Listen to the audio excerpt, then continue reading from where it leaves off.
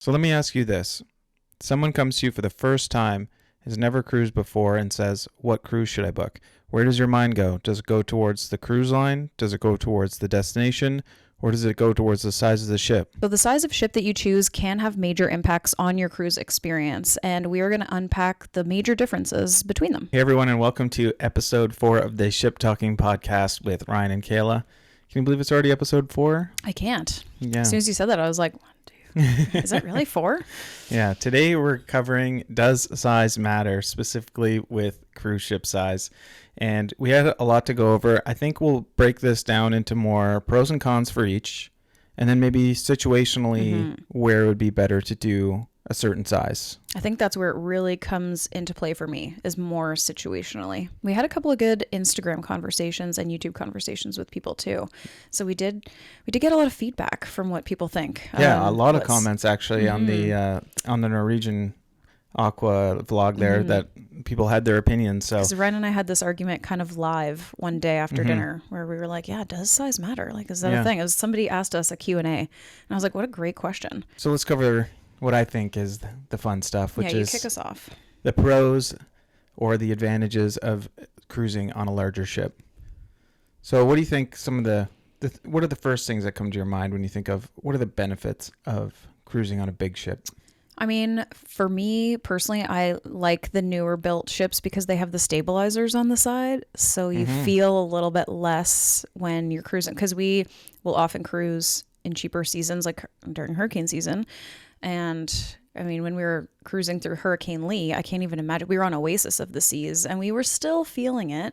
Yeah. But imagine if we were on Enchantment of the Seas, like, I would have been in the downstairs, like, doctor's area, like wrapped up, like it would have been medicated or something. But so that's a big thing for me. That's funny that's where I wasn't thinking.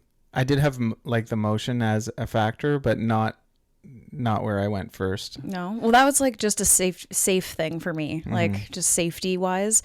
They've got more updates. And then another big part of it for me is having a solarium, because of, especially in the Caribbean, like the weather is so hit and miss. So I like the idea of having an indoor area. So even if the weather's crap, you're not, like, your vacation isn't ruined. Okay, let me share you with some of the things I got. So I wrote down, my first thing was more entertainment and activities. So obviously, like if we use Royal Caribbean Oasis class as a good big ship example, you have, it's probably like the pinnacle of like big ships. So in terms of the entertainment, well, you have your normal aqua theater, but then you also have you have your normal main theater, but then you also have things like the aqua theater and the ice skating rink. The ice skating rink, exactly. So there's just straight out already you're going to have a more variety of shows, which we love shows. So I say that actually kind of brings out a few more activities as well, because you can go and ice skate as well, which is wild, because we did that on Explorer of the Seas and we were like, oh my God, we're on a ship in the middle of the ocean and the Bahamas, and we're ice skating. Oh, they even have like laser tag down there and stuff like that. And obviously what comes with that is like they have rock climbing walls, probably like more slides, or at least like better slides. And just like just generally like better mini golf course. Even like they have the zip line and the flow rider and all this stuff. Like the difference between the amount of stuff you can do on the large ship versus the small ship with activities is like massive. Yeah. And let me know when we get to the con side, because that can also be a con as well. It could be. I'm interested to hear what you have to say there. Okay. But moving on for the next point is, I think, if you're in a family and you have some kids, then although, yes, it could be a little more chaotic because they're probably going crazy, but there's just way more stuff to do for them. Yeah. And if they're old enough to roam on their own, then they can just kind of do whatever they want. They can go to the mini golf and the flow rider and all this stuff. Whereas like on a smaller ship, what are they doing? They're kind of limited to like the pool area, and there's not much going on there besides like drinking and sun tanning and... For the most part, yeah. I know for my nephews, it's every 5 minutes. It's like, okay, well, what are we doing now? Okay, well, we did this activity. What's next? Like, so at least with the big ships, it's like, okay, well, let's go to this area, or let's go to this neighborhood. Let's go down to the boardwalk and, I don't know, play cornhole. Or they got the kids club. Like, if you guys need, a minute to yourselves. Okay, the next pro is a big one for me, because we know how much I like food. Oh, yes, right. But this is just I said dining variety, but this is like overall food variety, because one, you're gonna have like, think of like in Central Park, for example, you have like all those restaurants, and you have like Giovanni's table with the new one in Utopia that like overlooks Central Park. So great. And then the wine bar, the Giovanni's Pizza and Wine Bar. And it's just Azumi. like, I want to eat everywhere. And not only that, they have like a food truck on the right by the pool, on the Lido deck, and they have, I don't know, bunch of different stuff, right? Like, yeah. And I know now with Icon Class, it's like completely changed the game, because they have like basically a food court, like an alleyway of like so many grab and go restaurants. So there's so much food. It can also be a little overwhelming. Yeah. And food's like one of the best things about cruising. I mean, so good. That's why one of my favorite things about cruising is I don't have to think about what's for dinner. I don't have to think about like what to make. It's just, where do you want to go? Someone makes it for you. Like, it's so great. And then one day you're like, I feel like having healthy stuff. The next day you want to pig out and eat nothing but tacos. It's great. This next one is a pro right now, but it might not be a pro for long. And that's, they're newer. They have like more advanced technology. Like the elevators seem to be better. The staterooms have like special do not disturbs, and like all that stuff is like kind of fresh. And then when you look at the older ships, they're kind of like that run down. They're not as modern. Yeah. So there's just like, I didn't know what to call it besides like, they're more like innovative maybe. And they have more like, they're more in the times. Upgraded. Yeah. Yeah. And it won't be a pro for long, because obviously we have Royal Caribbean coming out with the Discovery class. That's going to be a game changer. Like, I want to talk about that more, because I'm excited about Discovery class. Okay, and what do you think? Those were my main pros. Is there any other ones you can really think of? Yeah, let me think for a sec. Okay, big ship versus little ship. So yeah, there's more to do, more to eat, more upgrades. Yeah, I feel like the entertainment's better. Yeah, I think you nailed pretty much all of them. One thing I really like too is, and again, I know it's not just Royal Caribbean actually, because Carnival has it too, is they have like different neighborhoods. Yeah. And where you go feels completely different and fresh. Like, for example, I'm going to use Carnival for this one, is you can go on the Lido deck, you can go to the like Tides pool, or you could go down to Summer Landing, and just having a big ship gives you those like opportunities to kind of like, especially if you have like back-to-back sea days, you can like do something fresh, and it feels different, even though it's like not the same pool, not the same activities, not the same vibe. Like, we really only go to the Lido deck on Carnival on day one for the sail away, and then we kind of live at the patio Landing, for the most part. Exactly. Or like with Royal, you have obviously the boardwalk in Central Park, and just like you can break up the day real nice. Like, you can do a little this, little that. It might be, I might add this to the pros list, is that the bigger ships have more pool areas, and so that you're not sitting in the same pool every day, where it's like those smaller ships, you just have the main pool, and it's like by day 4 it's brown and full of sunscreen and like, it's gross. Whereas like you could kind of, especially on Icon, I can't wait to go on Legend, because they've got like that gin and tonic swim up bar, they've got the hideaway that hangs over the edge, they've got the kids like neighborhood where kids can go and parents can still have fun. Like, I think they really nailed that, and I'm so excited to see it. Okay, now it's time for the cons. The biggest con I can think of for big ships is limited port access. I had a different P word in mind. I was thinking people. It's very people-y on those big ships. The crowds wasn't another one of my points, but I think if you're going on a big ship, you're guaranteed to go to a private island, Nassau, like Dominican, Saint Martin, St. Thomas, that big kind of thing. ship ports. You're not really going for the destination. Now, that's a generalization, obviously, because Legend, we're leaving out of Barcelona, I know. But they're going speaking, to the bigger ports. Like, even in Europe, they're going to go to like the big destinations. You're not necessarily going to like the more niche ports. Like, if you're doing Mediterranean, like you're not going to go to Malta, probably. Yeah, and I don't think like Legend can go to like Santorini or something like that. It's probably too big. Like, I think there's actually a limit in Santorini as how many guests you can have. I think like per ship. But that's just one example. But yeah, there'll only be obviously the ports that can take the big ships. So that's a downside. So you're not going to see an Icon class ship in Alaska. No, God, no. Like they would never allow that. Yeah. I think when we went, we were on, what was the ship we were on? Ovation? Ovation of the Seas. And it was like a decent sized It ship was for perfect. Alaska. Like, Yeah. I don't know if I'd want it much bigger than that, but I definitely didn't want it smaller, I don't think. Yeah. So the other one you kind of tied into is like crowds.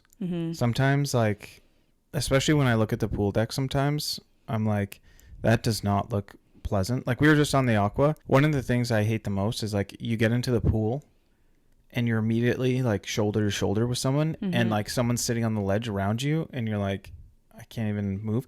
But that is also like a perk with the bigger ships, because you usually have another pool area to go to.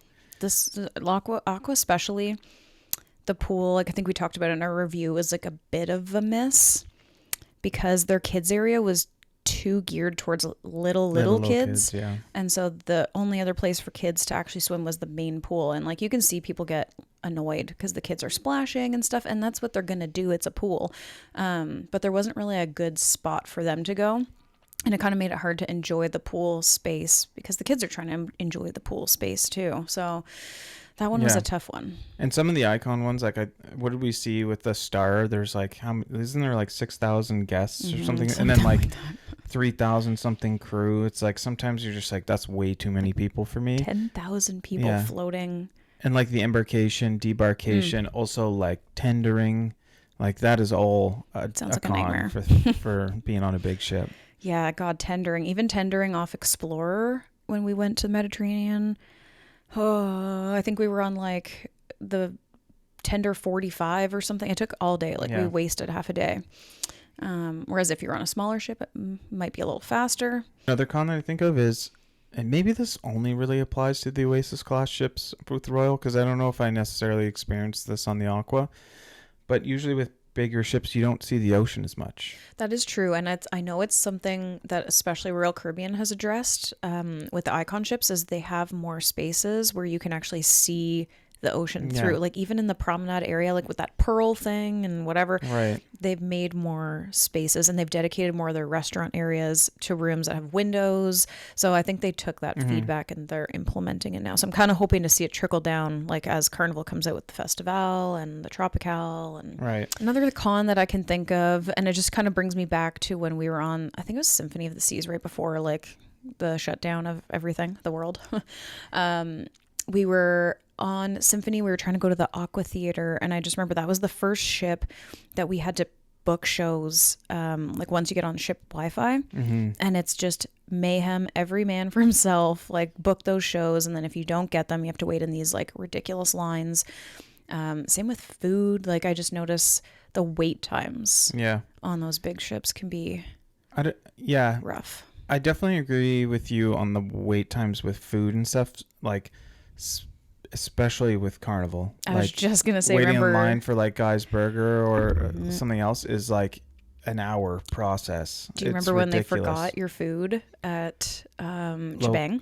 Oh, Chibang, yeah. They totally forgot to bring you your food. Because it was so busy, and I felt so bad for them. But in terms of the theater, I actually like the app booking, so you don't have to get in a line. Like I like the first come first serve reservations because I want to avoid a line at all costs. Yes. I just think they could make it a little easier where it's like, oh yeah, if you're 30 days out and you're smart enough to book it, you should be able to.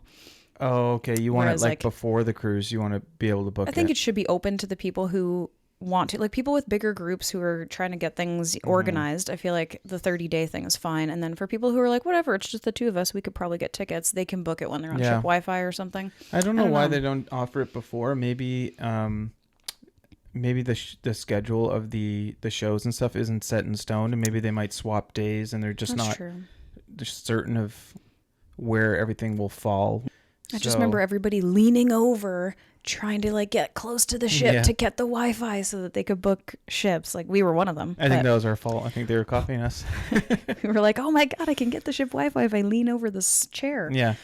Okay, so it seems a little every man for himself. Okay, so let's go over back to my question in the beginning. Someone comes up to you and says, what cruise should I book? So for us personally, anytime we're in the Caribbean, I'm leaning towards the bigger ships because we've been to those destinations a lot. We're not necessarily always getting off the ship, and in some cases the ship can actually be the destination. So for us, whenever we're going on the Caribbean, like we're very unlikely to pick a tiny ship because then what are we doing all day? So we're probably going Oasis or higher in the Caribbean. Whereas if we were going somewhere else, different story. Yeah. And this is such a, I don't know, maybe a spoiled cruiser take, but there aren't too many destinations in the Caribbean that excite me anymore. There are some that I like more than others, 100%. But normally if I'm booking a winter getaway or something like that, I'm looking at the cruise line and the ship first. Yeah. Now it's harder for us because we do this like to show you guys on YouTube like what it's like to go to these places. So we do try to get off and show you the destinations and stuff. But because we do cruise more often, this would be so different if we took one vacation a year like normal people.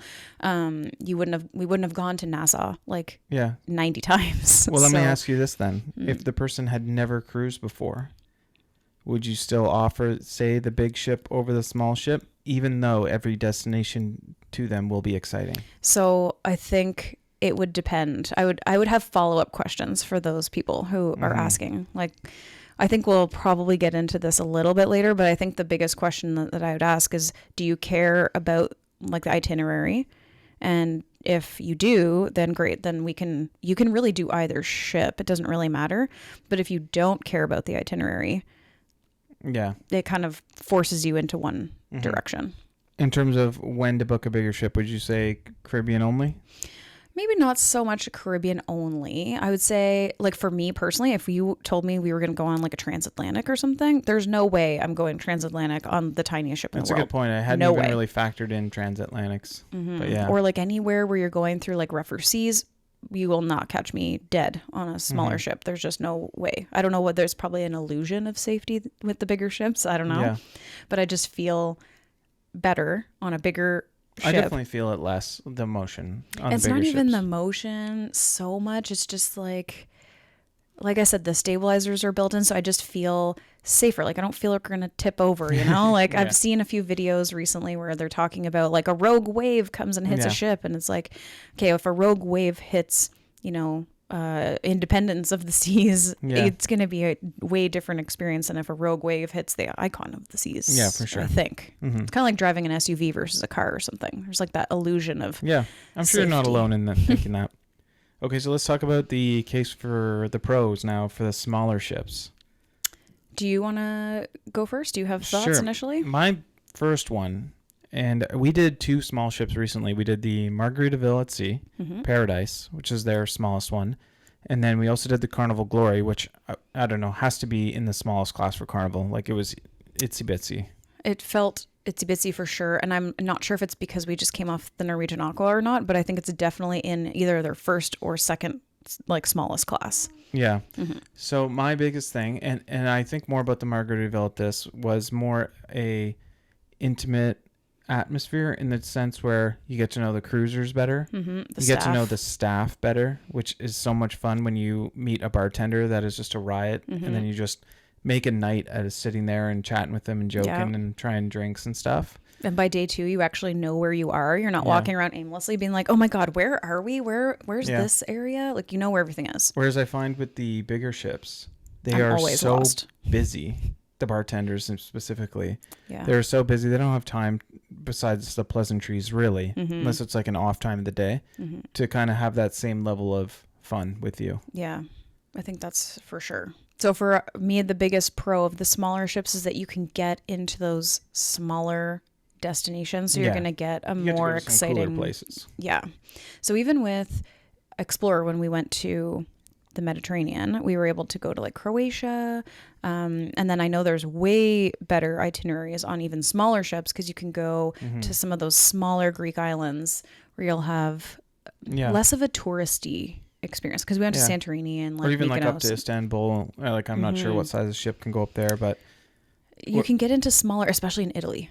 Italy, you can definitely get into nicer, like you go to Capri, like it's, I think like the main example that comes to my mind, and it's probably just because we've been there too, is Alaska. Definitely Alaska. And you definitely want a mid or small ship in Alaska, because you got to get through like certain channels, and then like to get to that one what was it? Endicott Dawes Glacier, maybe? Yeah, the Dawes Arm. We were on. We couldn't get through on the Ovation. I mean, and another smaller ship went through. Yeah, I want to say it was a Norwegian ship and it was small. And there was because we went off season, we went shoulder season. So we went in May. Mm-hmm. And so there were still some icebergs around and our ship was too big to get close. So we were able to get as close as possible, but they like went around us and got ahead. And I was like, damn. So I think that's like the best example I can come up with, whereas like being able to go cooler places. Mm-hmm. But there are a lot of ports that just can't handle the big ships. So the little guys can go there. So that's what makes me really excited for the Discovery class. Oh my God, the Discovery class. Because that's going to have like, I would say like the Star of the Seas level of like modern and like the ship's going to be so beautiful. And then it's just going to have the intimate, awesome feeling of like a smaller ship. Yeah. But I imagine it's going to have like a massive price tag. Star of the Seas pricing, right? And maybe even because less people are going to be able to go on that. It's going to be in high demand.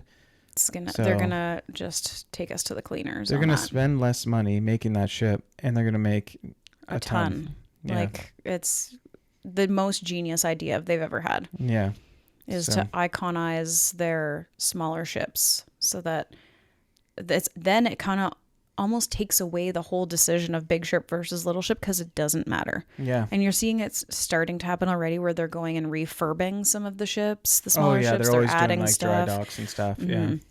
So I'm very excited to see what they do with Discovery class. I'm praying that they leave the small ship pricing the way it is, but I know they won't. Another thing for the smaller ships is the faster tendering and disembark. We kind of said the opposite for big ships, so yeah, it makes it's easier sense. Like to get being off. able to tender off, there's like way less people, so it just like makes sense that you can get off faster, and like it goes like across the board with basically everything. Less line for food, and less like for reservations for like the theaters and stuff like that. Yeah, on the smaller ships, you don't even need to pre-book things. You just show up, you line up, and if you get in, you get in. Like kind of more. I want to say a little more civilized, but those lineup they can start very early. We've seen them be like 2 hours before the show. People are already lined up, and I'm like, oh, it's commitment. Yeah, but there are definitely some big downsides to smaller ships. Oh yeah, and I know some of you have seen the Netflix documentary about it. Yeah, which is so funny because it's the first thing people ask about when I say we cruise. They're like, "Oh my God, did you not watch the poop cruise?" And yeah, that's the exception, not the rule. Yeah, and the biggest one is basically, I guess, kind of ties into that poop cruise thing. It's like the infrastructure, like they're just getting old, they're worn down, and it's not going to be as like modernly like. Things are roughed in. I find like the public bathrooms are usually kind of in rough shape, and it depends because I've seen smaller ships like when we were on Majesty of the Seas. That ship is now retired. It's not even around anymore. But when we were on it, there was a little bit of old ship stuff, like some smells here and there. Yeah. But actually, they took pretty good care of it. Like I used the public bathrooms on Majesty of the Seas, but on like Carnival Glory, I went on day one and never again. I walked all the way back to my stateroom. Same with Margaritaville. The bathrooms, the public ones were not good. There was like one that was really bad. And then there was one that I found and I was like, oh, okay, this one's not so bad. But yeah, I feel like if you're going to have a small ship, you have to like make sure that when it's dry docked, you're addressing the bathrooms. Like if that toilet's 30 years old, it's probably got to be replaced. Yeah. And there's like, I love walking through a cruise ship and it looks like the Norwegian Aqua or it looks like a Celebrity Excel or something like that. Like I love the modern, the lights, the glowing staircases, and you just feel so elegant like being on the cruise ship. You go through some of these smaller ones and they're like got the funky colors, they got the rugs, and they got the rugs. All that to be said though, when we were on Norwegian Pearl, it was very like woody and you can tell it was very old, and it's almost like you kind of stepped back into like an earlier decade of cruising. There is a bit of that, yeah. So it kind of brings like some cruise nostalgia of like the old times or whatever. Like, yeah. So I don't hate it as long as things are clean. I'm okay with it being old. So I think you answered the question earlier. It's like, when do you book a smaller ship? And that's, I think you got the nail on the head there when you said it's when you care about the destination and if the bigger ship can't go there. So, like, for an example, like, two of Ryan's friends asked us recently, they wanted to plan a cruise. And so we went over and we kind of went through it with them. So our first question was, do you care about where you're going? Like, do you care? Do you want to go to the Caribbean? Do you want to go to the Mediterranean? Are like, you just looking to get some sunshine and Yeah. get away? Like, get what away? what is your vacation going to look like? Are you bringing your kids? Because I have kids. So, yeah. And they weren't. So I think those are important questions. Like, I do think we do want to do a whole episode about booking a cruise and like how we go through it. But that's definitely one of the factors we think about. Okay, what cruise line and where we want to go, and then what size of ship we want to go on. And we normally try to find the best fit for that and price. Yeah. But for us, especially because we're doing things, you know, for you guys on YouTube as well, a big factor for us is like, what is new? What's coming out? What do you guys want to see? Yeah. So that kind of affects our decision making quite a bit, where it wouldn't affect anybody else's. Where it's like, okay, well, we have to go on the Legend of the Seas because it's the newest icon, or we have to go on the Carnival Festival because we have to see what's new. Well, selfishly, that might be for me. I like going on the new stuff. Okay, Kayla, I got two sort of questions for you. Hit me. Share your best or worst big or small ship story. I'll let you choose. One or the other? Yeah, just pick one. Immediately. I definitely have a worst. Yeah, I was like, immediately I have a worst one, because we've had really, really good ones. Yeah. Like 9 out of 10 of our cruises have been really great. Worst, Enchantment of the Seas. Yeah, 100%. Guys, have you ever gone on a cruise where just like everything imaginable happens, goes wrong? And that was this cruise. And it was our first time vlogging too. Yeah. So it was so hard because we had really odd weather. So we left out of, was it Bayonne? We left it at Baltimore. Oh yeah, Baltimore. That's right. And we were going to Bermuda, and I will never go back to Bermuda just because of this experience. And every bad experience I hear happens on its way to Bermuda. And I think the triangle is like a real thing now. But we had the craziest weather. We had these wild electrical storms. The ship movement had me physically almost rocking out of bed. I think you were like falling out of bed at night. I was literally moving, and I was like looking over at Ryan thinking, how is he asleep through this? And we were like, it was like a deck 3 or 4 ocean view. Okay, so I think it might have been this was 2. the first. No, I don't think ocean views go that low, but this was the first time we did a Royal Up. We upgraded because I just booked a inside stateroom before, and then I got a Royal Up for the ocean view. So of course we go to our room, and it's all like excited. Deck 3 or 4 or something. It's the first row, and the waves are like smacking into the window, guys. And it was just like that, coupled with the air conditioner that was oh no, that was when we moved. Yeah, so we told them that we couldn't sleep because the boat was rocking and the waves were like smacking into the window. So they moved us to this other room. It was on deck 7. But then the air conditioner had this like tick, tick, tick, tick, tick, tick, and it just like drove Kayla nuts. And there was these massive lightning storms going on. One time, I'm sleeping like a baby. I woke up, I look over, Kayla's sitting in the like little porthole window well thing. Because I was like, if I'm not going to sleep, I may as well watch the storm. She's just like watching the thunder and lightning. And this is at like 4 a.m., 3 a.m. I don't think I slept. There was a 10-day, I think. And by day 4, like I had never been, like if I don't get my 8 hours of sleep, guys, like you don't want to know me. And so it was so hard because we'd have to, we got to get up in the morning and go and seize the day, and do stuff. And I'd be so miserable because I didn't sleep, and like the eyes were so heavy, and like I was just so unhappy. Yeah. And the weather was just not on our side. I think we got one nice day in Atlantis. Yeah, Atlantis was a nice day. Everything else was either kind of rainy or overcast. And then it just, the ship was old. There was nothing to do. The solarium, I'm not even kidding. People brought their pillows and were asleep in the solarium. Yeah, that was weird. Like I had like pillows and blankets and stuff. I literally wanted to go and like check pulses on a few of the people because they had been there for days. And I'm like, is this person still here? Or like, did they get up and leave and come back? Yeah. It was just... We were probably the youngest people on that ship too. Definitely. So it wasn't the vibe, we'll say. Okay, so my next question for you is, so are you a big ship cruiser or a small ship cruiser, you think? It's so hard because I there's... mean, I guess you could say midship size too, but Yeah, because we did Freedom of the Seas as our first cruise, and I loved Freedom because it has the promenade, it has stuff to do, it's not super over. So I think also kind of going back to like a con of the big ship, when we were talking about all those activities and all the shows and all the restaurants, it can be overwhelming. And I noticed it when we were on Utopia, especially, and I don't know why they do this, these mega ships, and they have 3 and 4 day sailings. How am I supposed to pack in all of this stuff in 3 or 4 days? Like, you can't. Even when we did back to back. You raise a really good point, because the itineraries on the, sometimes you have the Aqua Theater show, the main theater show, and all in one day. Like maybe like comedy you want to see. It's like in one night. Yeah. And it's just like, I can't, like, how do you expect me to do everything? We literally like, got up from a Zoomy. We didn't even finish eating. We were like, right. oh crap, we got to run to our show. We can't have the dessert. Yeah. So it's like we were running. And so it kind of stripped a little bit of the vacation aspect, because you're like, oh my God, I have to go to this show, and I want to go and see this show, and I want to go to this party, and I want to do this. So I found it a little overwhelming, and I almost needed a vacation from my vacation. Definitely. Utopia was exhausting. Yeah. But it was a lot of fun. So it's nice to have all those options, but sometimes it kind of works against you too. But to answer your question, am I a big ship cruiser or a little ship cruiser? I think my answer is dependent on where I'm going.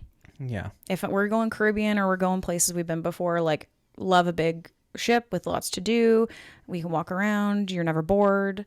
If we're going to newer destinations where I've never been there before, or we're going to more interesting places, then I'm okay with a smaller ship, because you're off the ship every day anyways, and you're in the port exploring, so you're really only there to eat and sleep.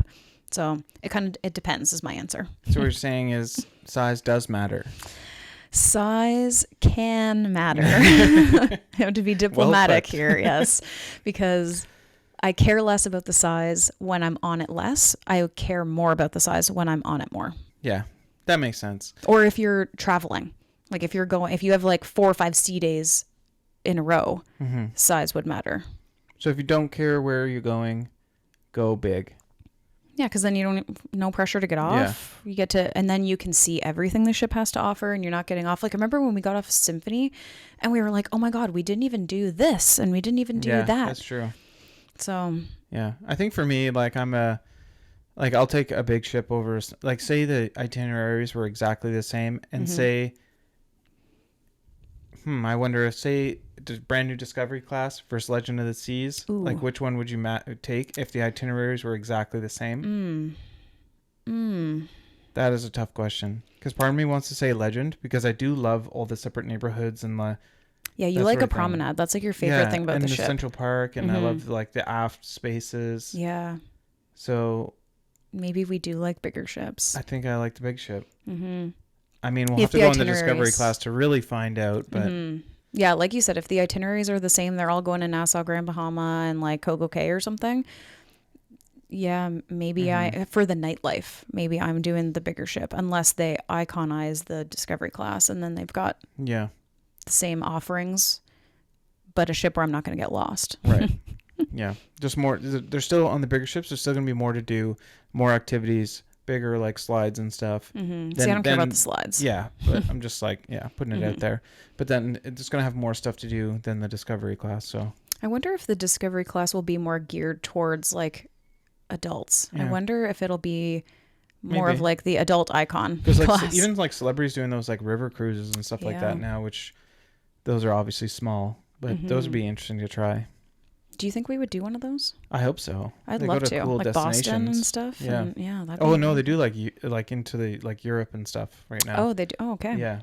I just saw the Boston, Quebec, Halifax or something like that. And I was like, that'd be cool. That wouldn't be like classified as a river cruise, because it's still got to, like, the river cruises are much more like small time than that. So we probably missed so many different pros and cons that we didn't go over, and I'm sure we'll talk about them later. But let us know what you guys think down below in the comments. We'd love to know if you prefer the bigger ships or the smaller ships, or maybe some points we didn't think of. But I think share your best and worst cruise experience. Was it on a big ship, a little ship? But that is it for episode number 4, the Ship Talking podcast with Ryan and Kayla. Does size matter? I think, as Kayla said, size can matter. Size can and matter. That answers it. But like and subscribe if you're enjoying the podcast. And if you want to check out all of our cruise vlogs, be sure to check our channel out. We are finishing up the Norwegian Aqua vlogs, and we're releasing the Carnival Glory next out to Celebration Key. So you can also follow us on Instagram at Ryan and Kayla for all the live stories. You can do direct messaging and see like our pinned live stories from past cruises if you want to see like what some of that was like. And then finally, if you want to see the videos before anyone else, you can click join or check out the description below and join our membership. Thank you so much to all our current members and subscribers. We love you. We appreciate you very much. Thank you so much. But as always, don't take what we say too seriously, because at the end of the day, we're just ship talking.